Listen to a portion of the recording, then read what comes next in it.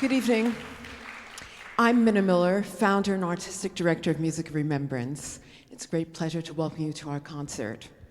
It's a wonderful privilege to be returning to San Francisco for the third straight year and to share our music and vision with this very special audience at the Conservatory of Music.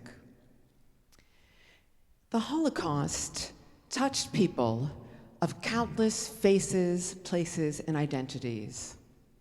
The vastness defies comprehension, and there's so many more stories than anyone could ever discover and try to tell.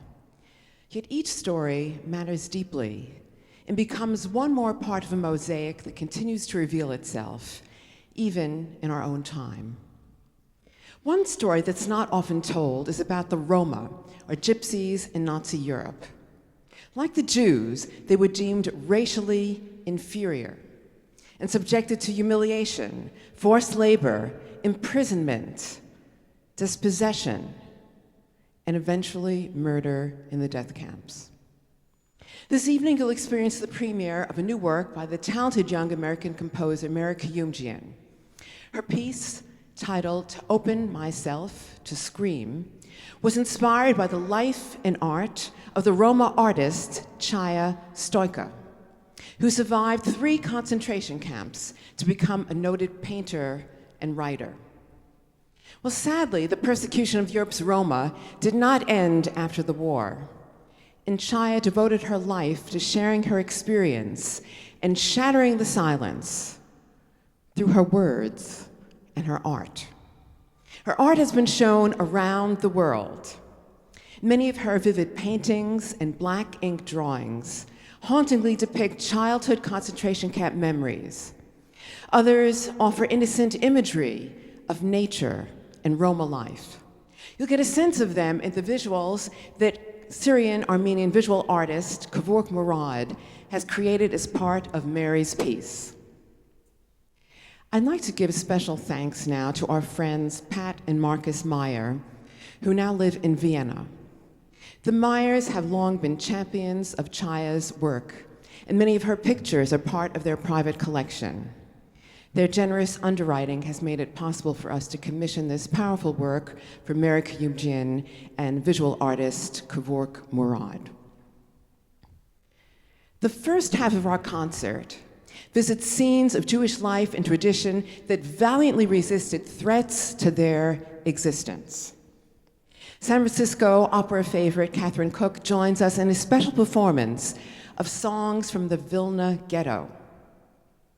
Vilna's Jews held out in proud struggle to defend unique heritage. And within the ghetto walls, poetry and music took on special importance. These songs in Yiddish take us on an inspiring journey that spans heartbreak, hope, defiance, and even humor. Kathy also performs contemporary American composer Laurie Laitman's song cycle, The Seed of Dream, based on poetry by Vilna ghetto survivor and resistance fighter Abraham Sutzkever. I'm sure you'll be dazzled by Israeli composer Betty Oliveira's klezmer-infused suite to her music from the silent film The Golem, featuring clarinet soloist Laura DeLuca. The Golem legend of a being made of clay and brought to life through mystical powers has fascinated generations as a complex metaphor for the struggle to survive during times of persecution. It has also served as a cautionary tale against invoking divine intervention for worldly purposes. We begin our program with a work that Hans Krasse composed in Terezin.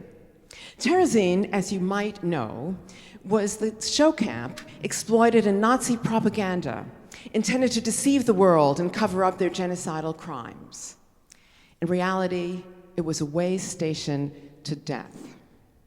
Hans Krasse was one of the talented artists who had the courage to continue to create, even under these dire circumstances. He's perhaps best remembered for his children's opera Brundibar, that was performed 55 times in the Terezin camp by child prisoners, with casts that constantly needed to be replenished as the children were sent out on transports to death camps after many of the performances. Hans Krasse composed the dance for string trio in Terezin in 1943. He was murdered in Auschwitz less than a year later. In the words of Chaya Stoika, Auschwitz is only sleeping.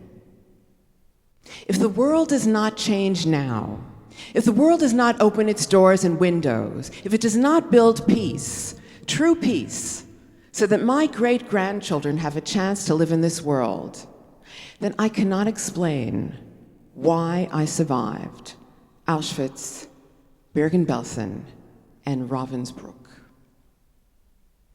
Her words are just one more reminder of the Holocaust's urgent lessons for today, and of the need for vigilance and action and the threats to human rights everywhere. Thank you so much for adding to the meaning of tonight's concert by your presence, and please join me in welcoming our artists for the performance of Hans Krasse's Dance for String Trio. Thank you.